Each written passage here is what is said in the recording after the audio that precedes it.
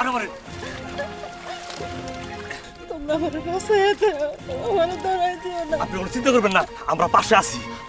চুপ করে থাকেন। এদিকে আও। এই আপনারা এদিকে একটা মহিলাকে দেখছেন চেয়ারম্যান? হ্যাঁ দেখছি। আল্লাহ, ওরা কইলো যে আমাকে বাঁচাইবো, এখন আমারে ধরাই দিতেছে। ও আল্লাহ, তুমি আমারে বাঁচাও, বাঁচাও। কোন দিকে গেছে? কে কমুকে আমগল করে লাভ কি? ওই আপনি মানে তোমরা কি চাও? 2 লক্ষ টাকা লাগবো। আচ্ছা ঠিক আছে, এই নাও 2 লক্ষ টাকা, এই নাও। তাহলে এই যে সামনে যান, নাক বরাবর একটা মহিলা শাড়ির ভিতরে দৌড় মারতে যান, ওরে ছেড়বেন যান। চলো চলো চলো চলো। ম্যাডাম আপনি মুক্ত, উঠেন উঠেন, আর কাছে গেল। না না, আপনারা আমার উঠাইন না। আমার পোলার আগে ফোন দেন। আমার পোলার ড্রাইভার কো। আপনি ফোন করো। আমার ফোন পড়ে রয়েছে। কাটাকাটি করেন না। এই যে আপনি ছেলের নাম মাথা করে দেন।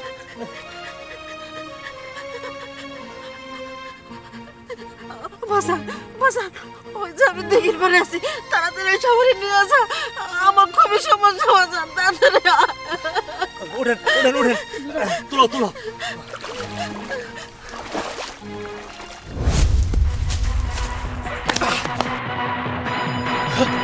মা,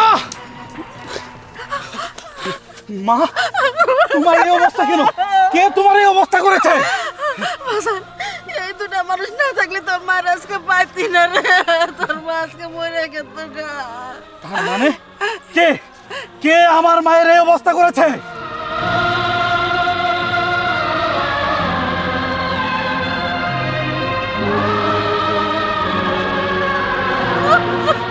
ঠিক আছে মা, আমি বুঝতে পেরেছি। আঙ্কেল, আপনাদেরকে অনেক ধন্যবাদ।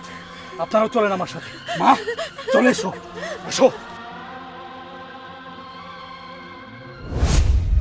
ও চিট, এই মহিলাটা 10 সেকেন্ডের মধ্যে কোথায় গেল? আমার কাজের কাজ কিচ্ছু হলো না, মাঝখান থেকে আমার 2 লক্ষ টাকা হারিয়ে গেল। স্যার, আমার মনে হচ্ছে কি ওই ফকিন্নি বাচ্চা দুটো ম্যামকে পালানোর জন্য সাহায্য করেছে। আর এই কথাটা তুমি কখন বললে না কেন? স্যার, তখন তো আমি বলতে চেয়েছিলামই, কিন্তু আপনি তো আমাকে কথা বলার সুযোগই দিলেন না। তখন কি তোমার মুখ খামচে মেরে ধরে রেখেছিলাম নাকি? হ্যাঁ, এতে কিচ্ছু হবে না।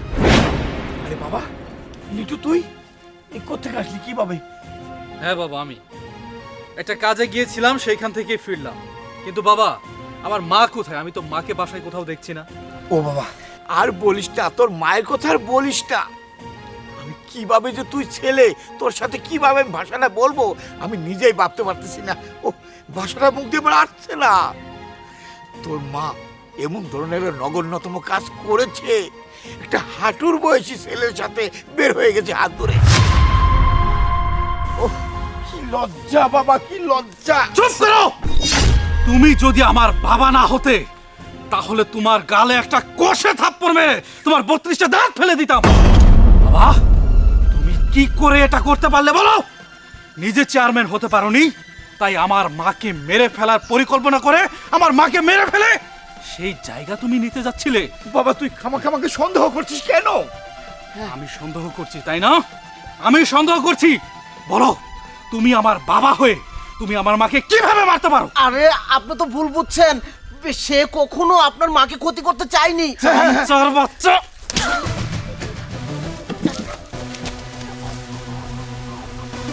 শোনো বাবা, আমি বুঝতে পেরেছি তুমি আমার মাকে মেরেই ফেলেছো। আমি তোমাকে এই মুহূর্তে থানায় দিব। সত্যি করে বলো, আমার মা কোথায় আছে? বাবা সত্যি বললাম, আমি জানি না কোথায় আছে, আমি জানি না। জানো না, তাই না? দাঁড়াও, আমি তোমাকে বলছি আমার মা কোথায় আছে। মা!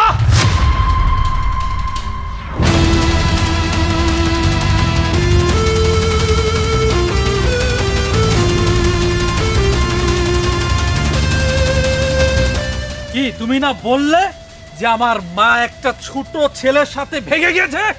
আর উনি কে? কেউ নেই। একটা কথাও বলবে না, এখন আমি বলবো, তুমি শুনবে।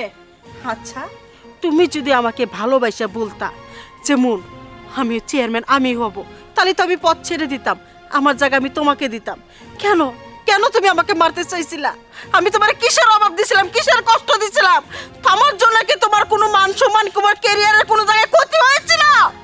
তুমিও যদি পাস করতে তাহলে এই জনগণকে তুমি ভালোভাবে দেখতে না, তুমি অত্যাচার করতে, কোনো জনগণের পাশে তুমি দাঁড়াতে না। আর আমি তো তা তোমাকে হতে দিতাম না। আমি নিজে দাঁড়াইছি আমার যোগ্যতায়। জনগণ আমাকে ভালোবাসে, তোমারে কেন ভালোবাসো না? কারণ জনগণ তোমাকে হারে হারে চেনে, তোমার চরিত্র ভালো না, তুমি একটা লোভী লোক। জনগণের পাশে তুমি থাকবে না, জনগণের বিপদ আমাদের পাশে তুমি থাকবে না। জনগণ আজকাল বোকা নাই, জনগণের চোখ খান খোলা। জনগণ যাকে ভালো মনে করে জনগণ তাকেই ভোট দেয়। তাই আমাকে ভালো মনে করেছে, আমাকে ভোট দিয়েছে। এটা আমার সমস্যা নাকি? তুমি বলো, তোমার সমস্যা নাকি? তোমার সমস্যা নাকি? জবাব দাও। ঠিক আছে, জবাব তোমার কাছে নাই। তুমি যখন আমাকে মেরে ফেলার জন্য প্ল্যান করেছিল, তার শাস্তি তোমাকে আমি পুলিশে দিব। তোমাকে আমি মেরে ফেলাবো না, সারা জীবন জেলখানায় আমার কথা ভাবতে ভাবতে তুমি তিলে তিলে শেষ হয়ে যাবা। ঠিক আছে মা, আমি অলরেডি থানায় ফোন দিয়ে দিছি, পুলিশ আইলো বইলা। বাবা তুই আমার ছেলে হয়ে দেখছো, আজকের ছেলেও তোমার পাশে নাই, কারণ তুমি একটা ভালো কাজ করো নাই। সেই জন্য তোমার ছেলেও তোমার সাইড থেকে সরে দাঁড়াইছে। লিঠু, আজকে এরা যদি আমাকে না বাঁচাইতো, তোর মাকে তুই পাইতি না। তাই আমি কইতেছি, এদের দুজনকে দুইটা কাট করে দিবি, অগ বাড়িতে একটা ঘর তুলে দিবি, আর সপ্তাহে সপ্তাহে দেখে আসবি এদের কোনো অভাব আছে নাকি। এটা তোর মায়ের কথা। আচ্ছা ঠিক আছে মা, তোমার মনের আশা আমি পূর্ণ করব। ওরাদেরকে দুইটা কাঠ আর সুন্দর একটা বাড়ি করে দিব মা। ম্যাডাম, আপনার 2 লক্ষ টাকা আপনি ফেরত নেন।